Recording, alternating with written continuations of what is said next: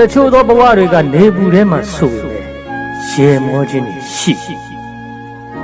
တချို့ကတော့အရေးထဲမှာဆိုပေမဲ့ရေမောခြင်းတွေပျောက်ဆုံးနေတယ်လူတွေကိုမမုန်းလိုက်ပါနဲ့သူတို့အလိုအဆုံးအချိန်မှာသင်ဖြစ်နေတာကအလှပဆုံးသောသင်ခန်းစာတစ်ခုလိုသဘောထားပြီးဂုဏ်ယူလိုက်စမ်းပါအာကုမရှာနဲ့အင်အားရှာပါကိုယ်သာအင်အားရှိရင်ဘယ်သူမှအားကိုးစရာမလိုဘူးမှန်မှဆင်းရဲရင်တော့ခံရမှာပဲချိုခါမကြမ်းမာရင်တော့တောက်ရမှာပဲလိုမလိုပတ်ဝန်းကျင်ဆိုတော့ပေါင်းရမှာပဲ